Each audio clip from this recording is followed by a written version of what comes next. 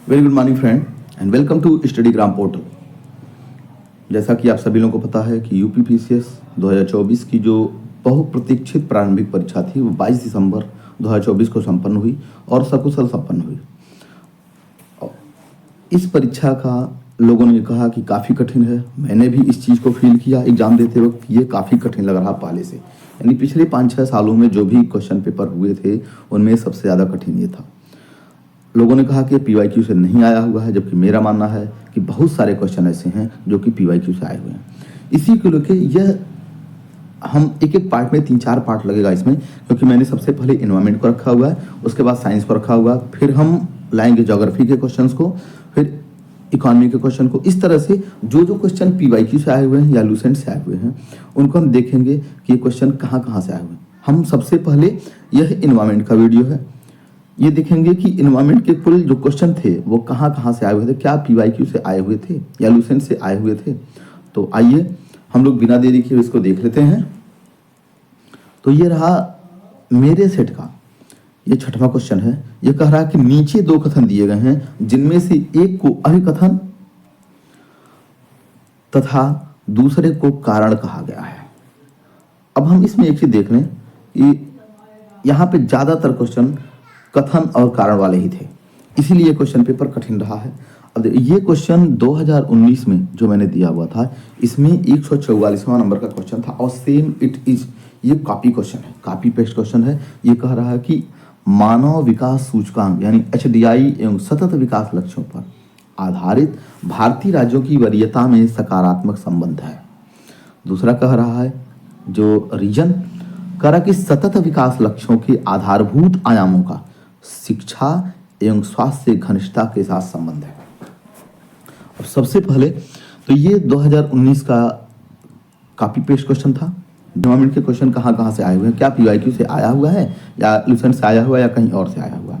तो यहाँ पे हम इन क्वेश्चन का सॉल्व नहीं देखेंगे, ये देखेंगे कि क्वेश्चन कहाँ से आए हुए हैं। तो सबसे देखिए इसका उत्तर तो नहीं देखेंगे, देखिए कब आया हुआ था। ये 2019 में मेरे क्वेश्चन पेपर में 144वां नंबर था। कह रहा है कि नीचे 2 कथन दिए गए हैं जिनमें एक कथन तथा दूसरे कारण आर कहा गया है। There is positive relation between human development index and sustainable development goal. ये सीधा सीधा कॉपी है। कह रहा मानव विकास सूचकांक एचडीआई एवं सतत विकास लक्ष्यों पर भारतीय राज्यों की वरीयता में धनात्मक संबंध है। देखिए ये जीएस 2019 का क्वेश्चन पेपर है और इसका असर्शन भी देख लीजिए, रीजन भी देख लीजिए। एसडीजी के लक्ष्यों के आधारभूत आयाम को शिक्षा एवं घनिष्ठता के साथ अंतर संबंध है। इसका उत्तर जो दिया गया था इसका उत्तर यह ए, यानी जो कथन है कथन कारण दोनों सही है और ये सही व्याख्या करता है। तो ये सीधा सीधा कॉपी पेस्ट क्वेश्चन था। एक क्वेश्चन एनवायरमेंट में तो ये, और हमने अपने जो नोट्स बनाए हुए हैं वो पीवाईक्यू के बेस पे ही बनाए हुए हैं, इसलिए मेरे नोट्स जो हैं वो काफ़ी कॉम्पैक्ट थे। और एक क्वेश्चन ये भी देखिए जो ब्रंटलैंड कमीशन वाला आया हुआ था, जो मिलाने का अभी आएगा, वो भी पीवाईक्यू यानी 2020 में पीवाईक्यू था, उससे आया हुआ था और उसी में लिमिट टू ग्रोथ भी आया हुआ था। अब देखिए आवर कॉमन फ्यूचर, ये ब्रंटलैंड आयोग का क्वेश्चन अभी आगे आएगा। और दूसरी चीज ये साइलेंट स्प्रिंग रेचल कार्सन ने, ये हमने जो पीवाईक्यू था पीवाईक्यू के बेस पे ही अपने नोट्स बनाए हुए हैं। अब आगे देख लेते हैं। ये भी पूछा हुआ कि लिमिट टू ग्रोथ में दिया गया, जबकि लिमिट टू ग्रोथ में नहीं दिया गया था। अभी आगे हम लोग देख लेंगे तो हमको याद आ जाएगा कौन सा क्वेश्चन था ये। अब देखिए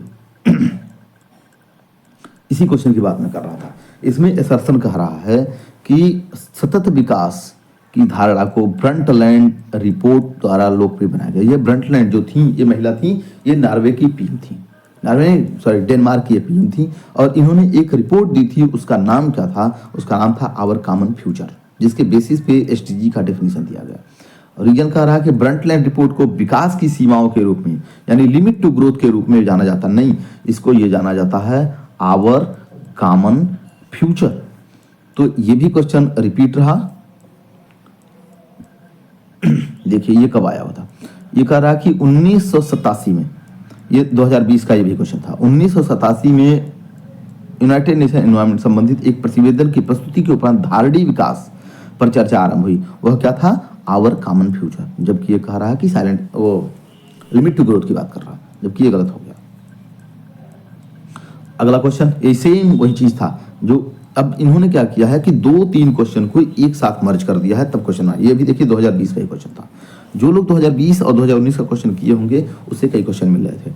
अब यहाँ देखिए ब्रंटलैंड रिपोर्ट का प्रकाशन यानी 1989 में प्रकाशन हुआ, 1987 में आया था, और लिमिट टू ग्रोथ तो 1972 में आया। यानी जो एसडीजी की बात हुई 1987 में हुई, जबकि लिमिट टू ग्रोथ जो उसमें रीजन दिया गया है वो 1972 में था। इस तरह से रीजन गलत हो जाएगा। कह रहा कि अंडमान तथा निकोबार द्वीप समूह में निम्नलिखित में से किस कारण से प्रलयकारी प्रवाल विरंजन हुआ तथा प्रवालों की सामूहिक मृत्यु हो गई। इसमें ऑप्शन दिया गया हिंद महासागर के तापमान में 2% की वृद्धि, तटीय क्षेत्रों और औद्योगिक गतिविधियों में वृद्धि, और भारी सागरीय प्रदूषण। तो अब देखिए यहाँ दोनों ऑप्शन सही हो सकते हैं। एक तो 2 डिग्री, सबसे पहली बात पृथ्वी का टेम्परेचर कभी अभी 2 डिग्री नहीं गया है, जबकि 1.5 डिग्री पे हमें रोकने की बात की जा रही है पेरिस कन्वेंशन से। तो ये भी सस्पेंस है, और ये भी भारी सागरीय प्रदूषण के कारण भी ये हो सकता है। तो दोनों चीजें हैं, लेकिन आयोग ने आंसर माना है ये, जबकि इसके दोनों आंसर सही हो सकते हैं। कहीं लिखा नहीं गया है। अभी इंडियन डाइपोल के कारण जो इंडियन ओशन है इसका टेम्परेचर लगभग 2 डिग्री गया था, लेकिन 2 डिग्री पूरा नहीं गया हुआ था। तो ये कहीं भी पीवाईक्यू नहीं है, जबकि पीवाईक्यू क्वेश्चन है कि किस कारण से कोरल विरंजन होता है, यानी जो प्रवाल होता है उसका विरंजन होता है। तो टेम्परेचर ग्लोबल वार्मिंग के कारण जो होता है वो कोरल ब्लीचिंग होती है, ये पहले से आया हुआ है। अब देखिए ये घटना चक्र में दिया गया था कि कोरल ब्लीचिंग आकर due to increase in temperature and acidity of the sea, global warming and the atmospheric pressure, ये घटना चक्र की लाइन है। तो ये भी क्वेश्चन आप जान जाए घटना चक्र से और पीवाईक्यू से आया हुआ है। देखिए ये 2012 में क्वेश्चन था कोरल ब्लीचिंग पे ही।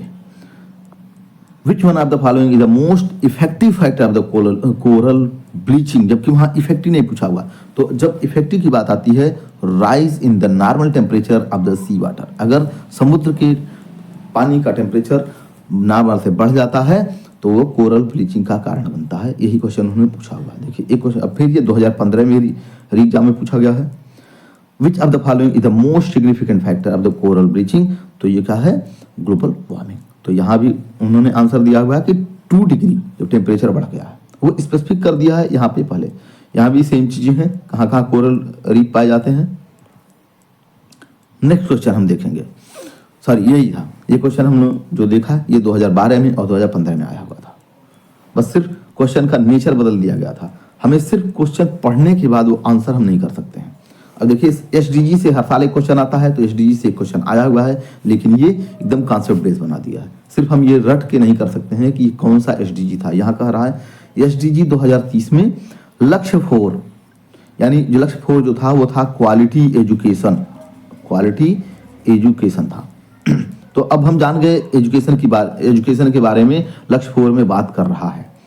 आगे देखें, कह रहा है कौन सा उपाय आवश्यक है। जब एजुकेशन की बात है तो शिक्षा को निःशुल्क और अनिवार्य बनाना होगा, निश्चित रूप से ये सही है। दूसरा, स्कूल के बुनियादी ढांचे में सुधार और डिजिटल परिवर्तन को अपनाना, ये भी उसमें शामिल था। कृषि कार्यक्रमों का विस्तार, जब एसडीजी 4 में कृषि की बात की ही नहीं जा रही थी तो हो ही नहीं सकता है। प्रौद्योगिकी निवेश में वृद्धि, यानी टेक्नोलॉजी में वृद्धि की बात नहीं कर सकता, ये कर ही नहीं रहा था। अगर इसको हम एक बार मान ही लें तो 1, 2, 4 कोई ऐसा ऑप्शन था ही नहीं। इस तरह से ये 1 और 2 इसका सही हो जाता है। तो ये पीवाईक्यू पे ही है, क्योंकि एसडीजी 4 पूछा गया पहले, लेकिन डायरेक्ट नहीं पूछा गया है। अगर हम पहले पीवाईक्यू देखे होंगे तो फिर हमारा सही। देखिए ये जो एसडीजी पहले पूछा गया था 2023 में, 2022 में, अब 2022 में ये एसडीजी 4 पूछा गया, लेकिन एसडीजी 4 के अंदर क्या क्या चीज है ना वो चीज नहीं पूछी गई थी। अब आइए आगे हम देख लेते हैं एसडीजी की हमने लिस्ट बनाई हुई थी, कैसे हम याद करेंगे। अब नेक्स्ट क्वेश्चन ये कह रहा है इकोलॉजिकल निच, पारिस्थितिकी निकेत की बात कर रहा है। 2022 में क्वेश्चन पूछा हुआ निकेत पे, लेकिन ये क्वेश्चन नहीं था। निकेत पे क्वेश्चन पूछा लेकिन ये नहीं पूछा। अब इसने क्या किया, उसका निकेत की यानी जो निच होता है उसका सीधा सीधा कॉन्सेप्ट पूछ लिया। इस बार क्वेश्चन कठिन क्यों हुआ, इन्होंने एक से ज्यादा स्टेटमेंट दिए और कॉन्सेप्ट बेस पूछ लिए। यहाँ हम लोग ऑनलाइनर पढ़ के जाते हैं इसलिए दिक्कत हुई। तो निकेत की बात कर रहा है, ये घर है घर में ये लोग कैसे रहते हैं, तो क्या कह रहा कि प्राकृतिक पारिस्थितिकी तंत्र के पारिस्थितिकी निकेत में संसाधन पर्याप्त हैं तो प्रजातियों की अधिक संख्या हो जाएगी। वो कहीं भी एक जेन्युइन चीज है कि अगर संसाधन पर्याप्त है तो लोग बढ़ेंगे ही बढ़ेंगे। यही सेम चीज इसी का उल्टा देख लीजिए, पारिस्थितिकी निकेत में संसाधन पर्याप्त हैं तो प्रजातियों की संख्या कम हो जाती है। जब संसाधन हमारे पास ज्यादा है तो संख्या तो बढ़ेगी ही बढ़ेगी। ये एक दूसरे के उल्टा था और यही गलत था, उसमें रॉन्ग क्वेश्चन देना था।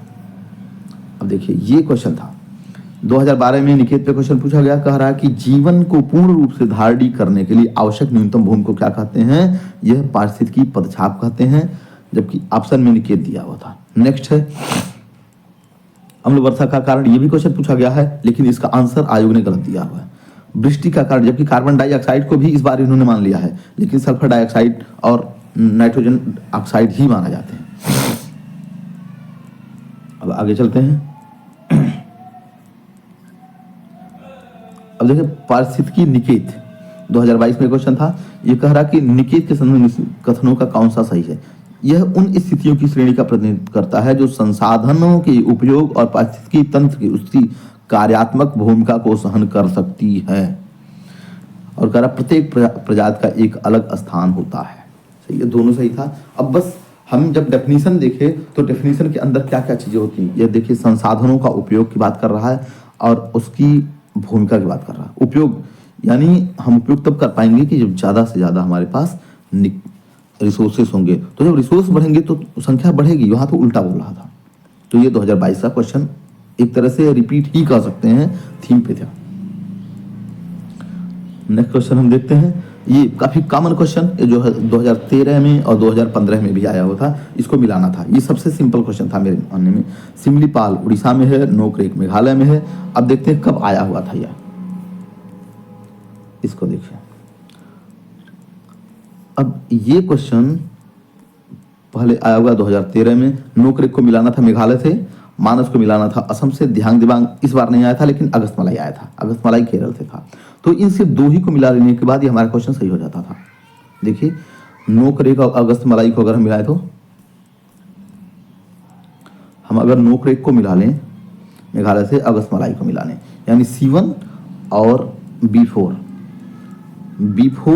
और C1, ये क्वेश्चन का आंसर आ जाता था। तो ये भी PYQ के बेस पे ही था, लेकिन डायरेक्ट एक दो क्वेश्चन को छोड़ के कोई भी क्वेश्चन ऐसा नहीं था जो कॉपी पेस्ट हो, डायरेक्ट नहीं था, इनडायरेक्ट में था। देखिए ये भी क्वेश्चन सिंपल सी बात है, ये मिलाने के लिए आया था और इसी से मिल जाता। सिमलीपाल उड़ीसा, दो मिलाइए मिल जाएगा। Next question, green house gas उत्सर्जन कटौती के संबंध में IPCC किस पर जोर देता है।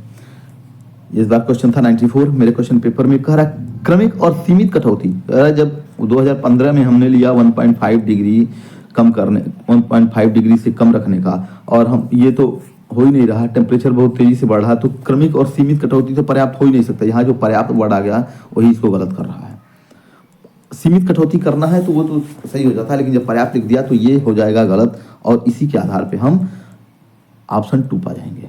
गहरी और तीव्र और निरंतर कटौती आवश्यक है, यानी हमें ज्यादा करना है, तेजी से करना है और लगातार कटौती करना है। तो ये PYQ से नहीं आया था। नेक्स्ट, ये सिंपल था क्वेश्चन और ये बार बार आता है, 2-3 बार आया हुआ है।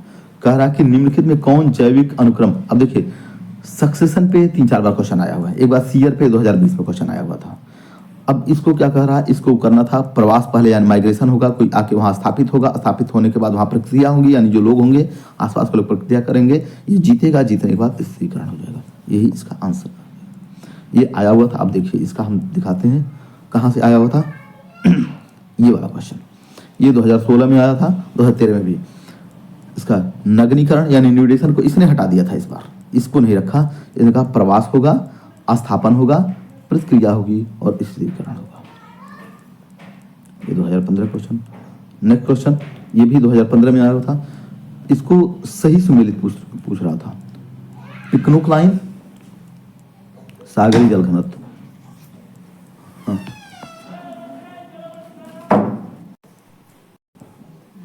देखिए यहाँ पिक्नोक्लाइन, क्लाइन मतलब होता है जल की प्रवणता, अब पिक्नो मतलब होता है घनत्व। यही सुमेलित था, बाकी सब गलत है। इकोक्लाइन मतलब होता है जो जल में जो इकोलॉजी होती है, जो जीव जंतु होते हैं उनकी होता है, लेकिन ये जैव विविधता रखा हुआ है इकोसिस्टम की। हेलोक्लाइन, हेलो मतलब होता है नमकीन, सागरी जल का तापमान नहीं, ये जल का तापमान तो थर्मोक्लाइन से हो जाएगा। हेलोक्लाइन जो होगा वो उसके नमकीन यानी लवणता की प्रवणता है, और ये थर्मोक्लाइन जो टेम्परेचर की बात हो जाती है। नेक्स्ट क्वेश्चन ये कब आया हुआ था, आप देख लेते हैं। अब देखिए, जल लवणता की प्रवणता हेलोक्लाइन। पिक्नोक्लाइन दिया हुआ, तो पिक्नोक्लाइन अगर हम ऑप्शन को लेके देख लेते, समझ लेते, तो ये क्वेश्चन हमारा सही हो जाता। अब नेक्स्ट देखते हैं कौन सा क्वेश्चन था, ये जो हम अभी बता रहे थे आपको। यहाँ पे कह रहा है कि assertion carbon dioxide, sulphur dioxide और नाइट्रोजन ऑक्साइड गैसें वर्षा के जल में घुल जाती हैं, अम्लीय वर्षा उत्पन्न करती हैं। ये सही है, निश्चित रूप से सही है। मैंने इसको गलत किया हुआ, क्यों? मैंने सोचा, पहले मेरे दिमाग में था, ये कॉन्सेप्ट मेरा क्लियर था कि कार्बोनिक एसिड बनता है, लेकिन आयोग पहले के क्वेश्चन को जो उत्तर दिया रहता है वो उसी को मानता है, लेकिन इस बार इसने अलग माना हुआ है। सल्फर डाइऑक्साइड से सल्फ्यूरिक एसिड बनता है, नाइट्रोजन डाइऑक्साइड से नाइट्रिक एसिड बनता है, कार्बन डाइऑक्साइड से कार्बोनिक एसिड जो कि हम कोल्ड ड्रिंक पीते हैं उसमें बनता है।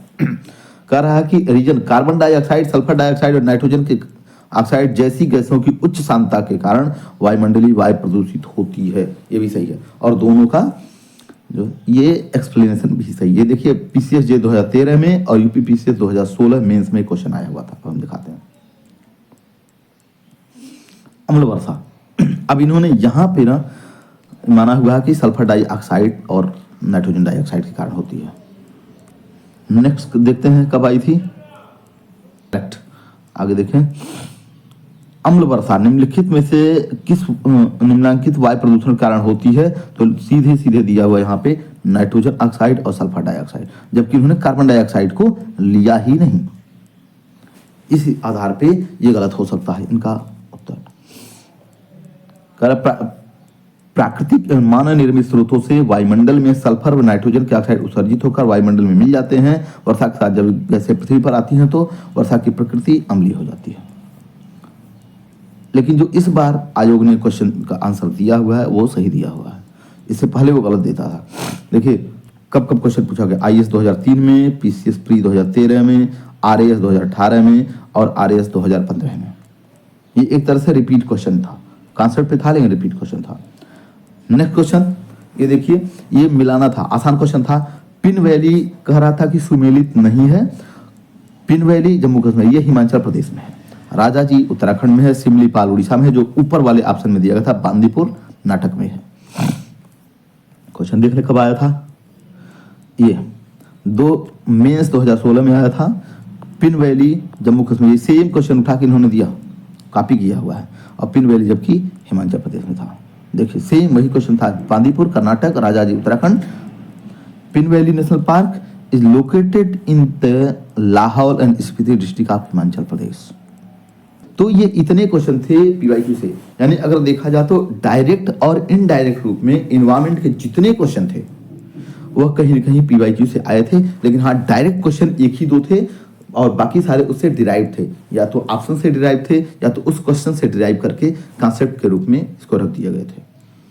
तो ये हमने एनवायरमेंट का बनाया। कल जो हमारी वीडियो आएगी पार्ट 2, वो साइंस के, साइंस कहाँ से पूछा गया, क्या पीवाईक्यू से था, और इसके बाद एक एक पार्ट करके हम एक एक सब्जेक्ट खिलाते रहेंगे, क्योंकि सोर्स ढूंढना है। और इससे मुझे क्या आसान हो जा रहा है कि वो कैसे पढ़ना है अब से, वो काफ़ी ईजी हो जाता है, और क्या पढ़ना है, बहुत हाय दवा नहीं बचानी है। और अगर वीडियो आपको अच्छी लगे तो आप इसको लाइक करिएगा, सब्सक्राइब करिएगा। वीडियो को देखने के लिए आपका बहुत बहुत धन्यवाद। आपका दिन शुभ हो।